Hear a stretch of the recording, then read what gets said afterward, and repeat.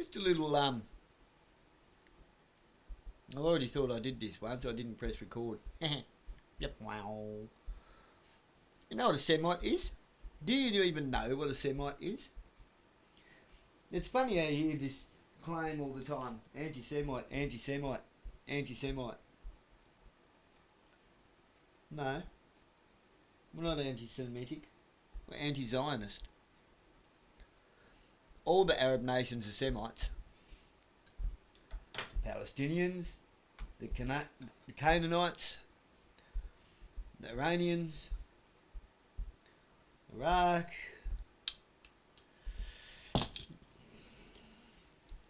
the UAE, they're all Semites. All the Arab nations are Semites. Now, this is from 2 years ago. If you watch this, you just might bloody learn something, eh? You never know, your luck. That's if you bend over, pull it out, stick it where it's supposed to be and use it. No, I say that to my kids too. I say it to myself sometimes. Bend over, pull it out, stick it where it's supposed to be and use it, dumbass. If you could address them, what would be your message to the Israeli people? You know, in the Muslim and the Arab world, we sort of have been taking it as a truism, for years, that the United States basically serves Israel, that America is controlled by Zionists, and that the U.S. government will do anything, no matter how much it costs, to save and protect Israel.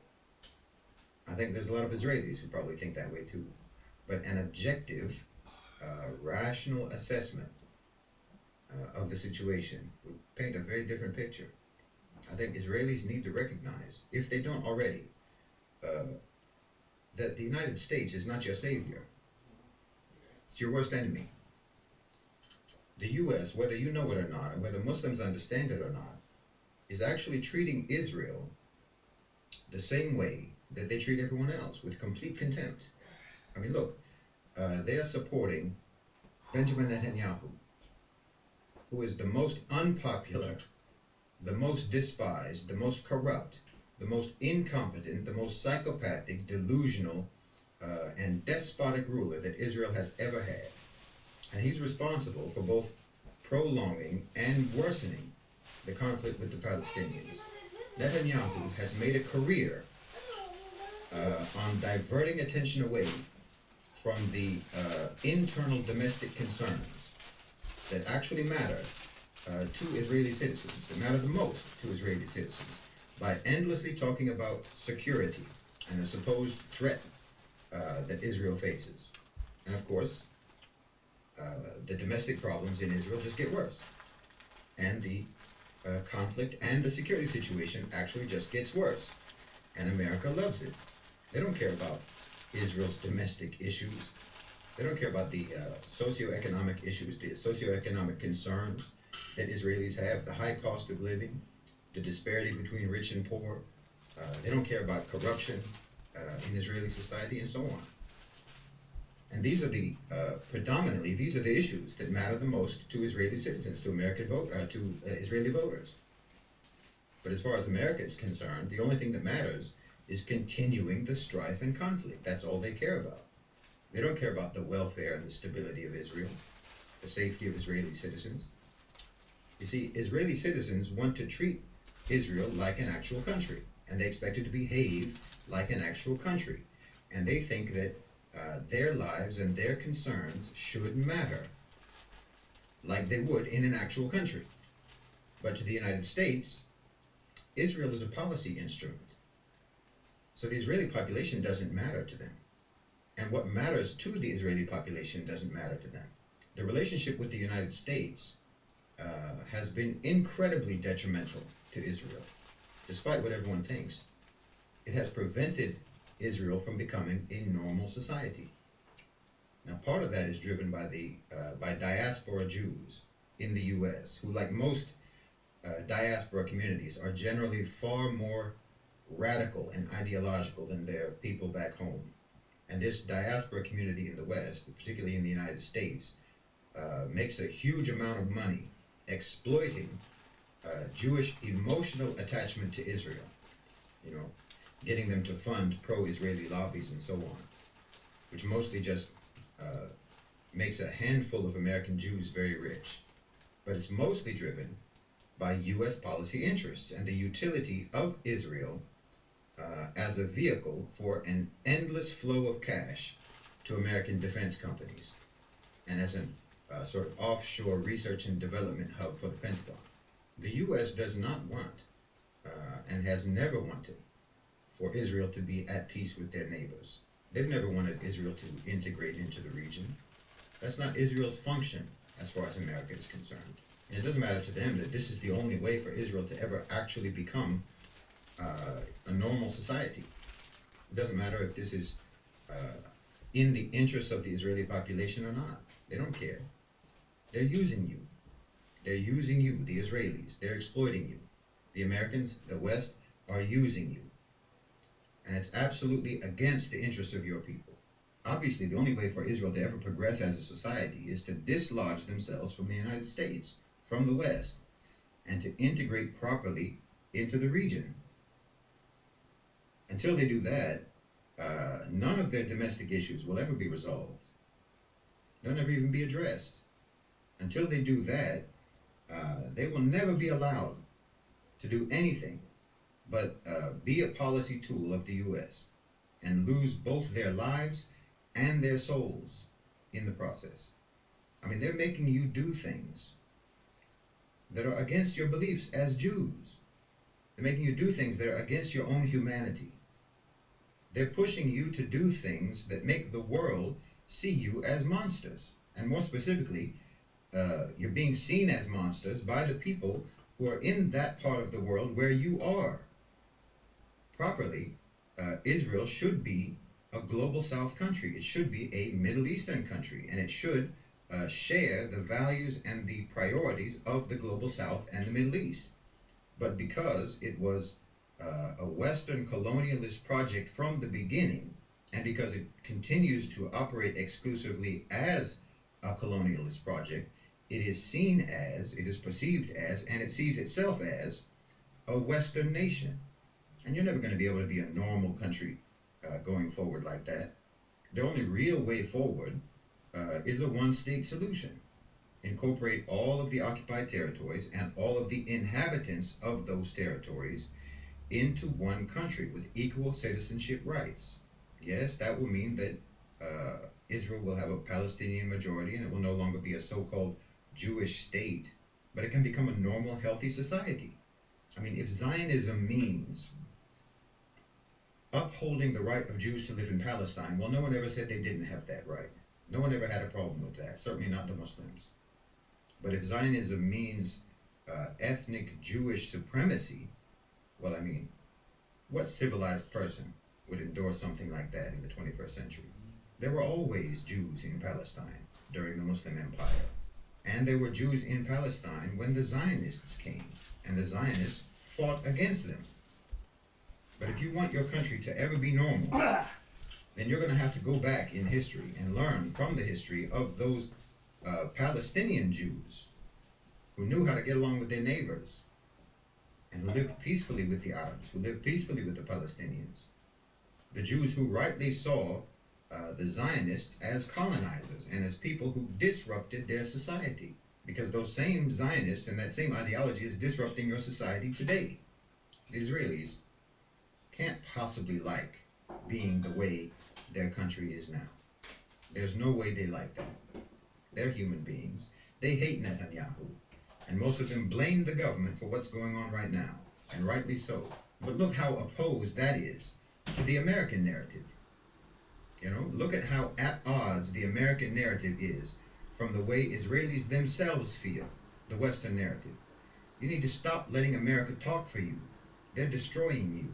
The perspective of the average Israeli is diametrically the opposite of what the Americans are saying.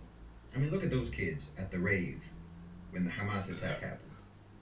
And remember that military service is compulsory in Israel. So that means that all of those kids at that rave were IDF soldiers at one point. And all those kids have military training. But those aren't soldiers. I mean, even the active soldiers of the IDF aren't soldiers.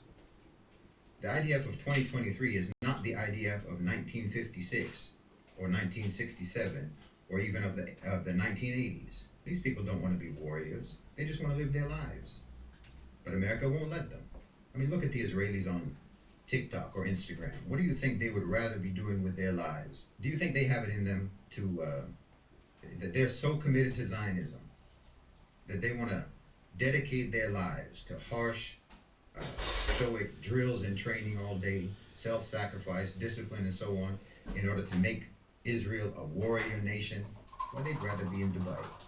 You know it and I know it. If they had a choice between the path that Netanyahu and the United States wants for them, which is the path of endless strife and conflict and bloodshed, if they had a choice between that or following the path of a one-state solution that would flood that country with Gulf investment, Gulf money, and would allow them to just basically lay on the beach all day smoking hashish, what do you think they would prefer? Smoking hashish. No, Israel has to detach itself from the U.S. They need to start looking to the BRICS nations for diplomatic resolutions and solve these problems together with the global South. And they need to send this message to the diaspora and try to de-radicalize those people and stop the influx of crazy settler extremists to their country. That's a destabilizing force in your society. I mean, just like always, the Muslims, the Arabs, are giving Jews a way out of Western exploitation and violence, because that's all the West is doing. If you think about it, if you think it through, you can't possibly be foolish enough not to see that. I mean, we've always heard about how smart Jewish people are. So surely you can see that the West is just throwing you into violence and suffering and chaos. They're just using you. But the Arabs, the Muslims, genuinely want peace and stability, but with justice and fairness. You believe in justice and fairness, don't you? You want peace and stability, don't you? Well, the only way that's ever going to be brought about is when you disentangle yourselves from the United States, honestly. I think you should enact a law in Israel, in fact, against dual citizenship. Don't let anyone be a citizen of Israel while still holding a passport for another country. Then you can weed out, who's really invested in your society and who isn't. I think at least 20% of Israelis, last time I checked, I think around 20% of Israelis hold dual citizenship, and about half of those only live in Israel part-time. They're seasonal Zionists. And these are most likely going to be, the settler types, who are basically sort of a Jewish ISIS, a Jewish Daesh. You don't want people like that in your society. I mean, it will also be from the part-time seasonal Zionists. You also have the business people who have divided interests. You need to weed those people out. They're destabilizing. And you certainly shouldn't be allowed to serve in the government if you have dual citizenship. How can you be sure which country's interests they're serving? Particularly if they're American Israelis, if they hold dual citizenship of Israel and the United States, which country are they serving? I mean, how many of these people in the government or elsewhere, but especially in the government, how many of these people will be willing to sacrifice their U.S. passport for Israel? Not many, I promise you that. Well, that shows divided loyalty. And that's at least one of the reasons why there's so much corruption in your government. Because most of the people are serving American interests. Most of the politicians are serving American interests, European interests. Well, you and I know that Netanyahu is about 95% more likely to retire in Florida than in Israel. So if you can get people who are actually committed to Israel being a proper, normal country, people who are genuinely interested in the welfare of the Israeli people, well, I think you would see peace a lot sooner. And that's obviously in the best interests of Israel. So you need to get closer to the Arabs. You need to get closer to the Muslims and liberate yourselves from being nothing but an American tool in the Middle East, because that's what you are, and that's what they're treating you as. I mean, haven't you ever noticed that the most enthusiastic supporters of Zionism in the West and in the United States among non-Jews are exactly those same groups of people who historically have been the most anti-Semitic people? While the original Zionists got support from the most Jewish-hating segments of Europe back in the day. Everyone knows that. That's not a secret. And they haven't changed. The Westerners haven't changed. Those same anti-Semitic groups haven't changed. They're just the way they've always been. They supported Zionism back then because they wanted Jews to be anywhere else but next to them. And they feel the same way today. And their so-called support for Israel right now is just as anti-Semitic as it has always been. They want to see you in conflict. They want to see you in misery. They want to see you in insecurity, and they want you to be dependent and subject. It's nothing but hate, but you fooled yourselves into thinking it's love. You fooled yourselves into thinking it's friendship when they're your worst enemy. They're the same people who persecuted you for centuries, and they're persecuting you right now, just doing it more cleverly. And the same people who were historically the most welcoming to you and the most kind to you are the same people that they want you to be at war with. I'm telling you, you're getting played. You should be smarter than that.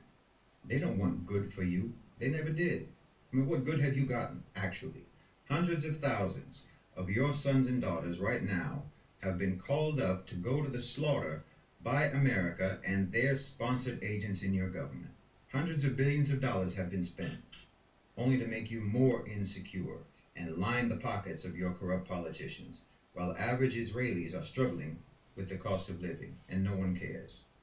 Your politicians don't care, and who they work for doesn't care, which is the United States. They hate you, and they hate us. You and I both know it. We should more or less be on the same side, but they keep making you do things that make it impossible for us to side with you, and that's the whole trick, and you keep falling for it. We don't have a problem with Jews. We never did. Muslims don't have a problem with Jews, and history attests to that fact. But the people who do have a problem with Jews are the biggest backers of Zionism, and we do have a problem with Zionism, and you should too, because it's a plot that's against you and not for you. If you think about it, they're tricking you in every which way. The U.S. didn't defeat the Nazis and liberate the concentration camps. Russia did that. Some of the biggest backers of the Nazis were in America. And after the war, they brought over all the top Nazis in Operation Paperclip, and you know it. They brought them over after the war to help them in their science and engineering and development and so on. Everyone knows that. And right now, they're backing an army in Ukraine who literally fly the swastika, fighting against the country that ended the Holocaust. And you're supporting them. You see how confused you are? Don't you see how they've never changed? How the West has never changed? Don't you see how they want you to be against anyone who ever gave you refuge, anyone who was ever decent to you? And you still think this is support? You still think this is love?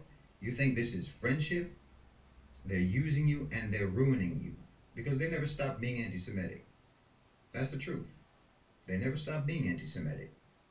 So my message to Israelis would be, stop being led by the nose by anti-Semites and actually make peace with the Semites, with the Arabs, with the Muslims, and get yourselves free once and for all from the United States, from Europe, and from Zionist anti-Semitic manipulation, because it's going to be the death of your country.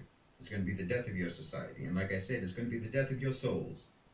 Because in order for you to do what the United States wants you to do, you have to do things that are against your belief system. You have to do things that are against your morality. You have to do things that are against your own sense of humanity. And it's going to destroy your reputation, and it is destroying your reputation all across the world, and more importantly, across the global south, which is where the future is.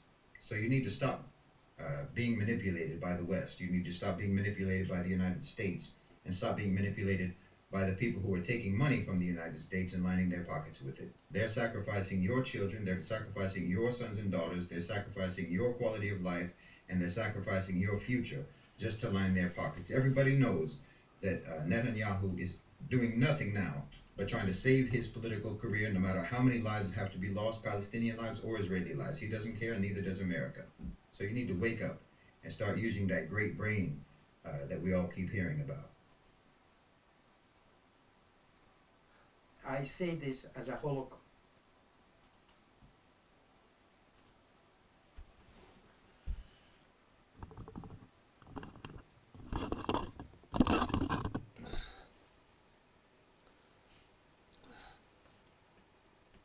So yeah, you can't have it both ways. You can't carry on about anti-Semitism and then pick on genuine Islam, genuine Muslims.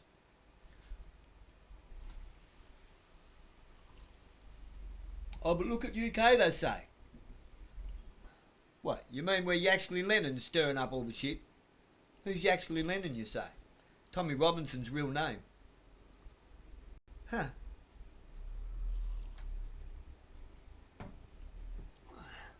It's all just another scam.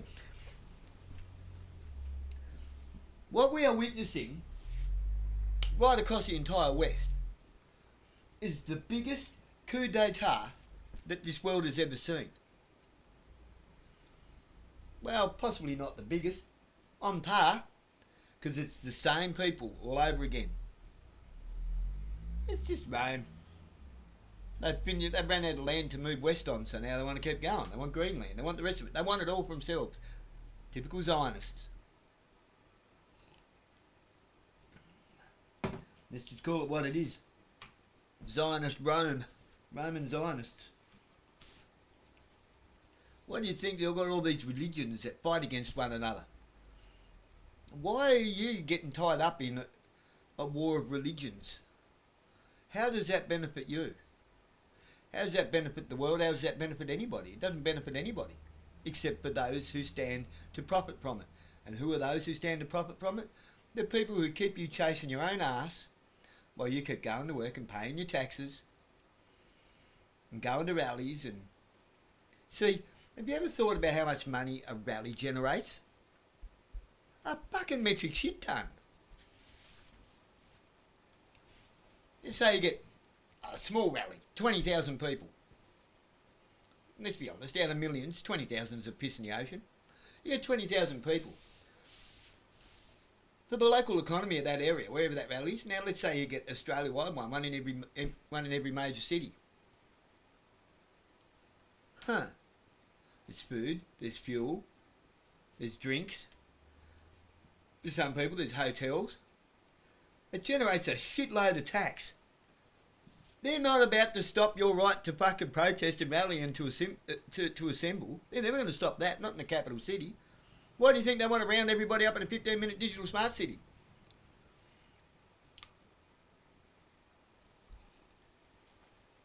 So then everybody has to pay a tariff to go to the major capital city to have a rally, and how much tax is that going to generate? Which you won't pay at the end of the month or at the end of the quarter or on July 1st. All that money gets generated every single time you do something that requires your digital ID to walk through a door, to go through a checkpoint, to buy something to eat, to buy something to drink, to check into a hotel. It's ongoing, continuous tax revenue. No, they're not going to stop you doing that. Do they want it? All this shit about hate speech. Oh, half the people fighting against, this is hate speech, that's hate speech, we want to keep our hate speech. Are you fucking retarded? Oh, what about our freedom of speech? They're not going to take that away. They're not going to take any of that away. They want to redefine hate speech. Why? Because it generates more revenue. They don't want to take it away. They want to redefine it so that you've got a bigger broadband, a broader band of what is hate speech. Broadband. God, there's a word for you. You have to look at things through the lens of dollar signs and control mechanisms, not through your lens. They don't give a shit what you think or see or say. They couldn't care less. The more you hop up and down like Zebedee trying to tell everyone to go to bed, the happier they are, because you're not looking at them, are you? Zebedee said it's time for bed. That the only thing they're going to bring in will be curfews and military police and stronger control mechanisms, so that it would be so easy to lumber yourself in court like what they're doing here in Burnie, like they're doing it everywhere. What, you think we're the only one getting a new courthouse? You think we're the only ones having another $17.3 million spent on fucking Constown? It's all a con.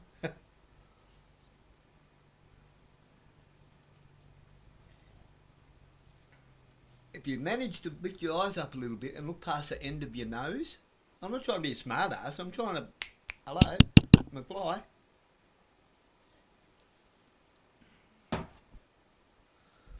If you look past, if you can manage to see past your next dull check.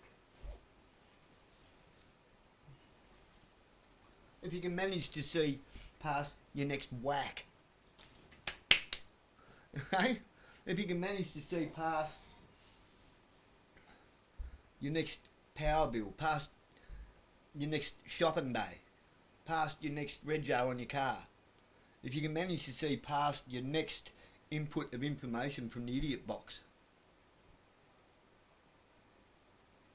and start thinking for yourself and start looking a bit further down the track, look a bit further that way and a bit further that way. Oh, that matches up with that. So does that over there matches up with that. I see how that got to there. I see how that skipped to there, to where we are now. Oh, we're heading for somewhere not very good. There's no point arguing about this, because arguing about this is how they get to there.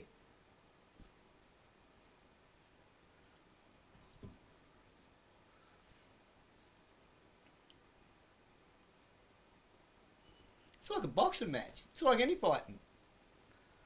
Right? You got two people in a fight. Who else is in the ring? There's not just two people fighting in the ring, you nonger. There's a referee and there's rules. And every different style of fighting has different rules. So they start sticking different fighters in together with different rules and different techniques. They have to keep changing referee rules. It's hard to keep up, isn't it?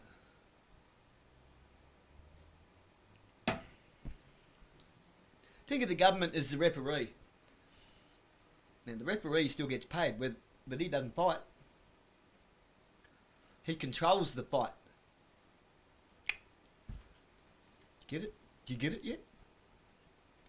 Walk away. Hashtag walk away. That's my thing. Hashtag walk away. Walk away from this whole fucking ridiculous system. Shouldn't have bit myself there. Yes. An old scar that reminds me every day. Shouldn't hit that there because it bruises. Never mind. It's my cross to bear, not yours.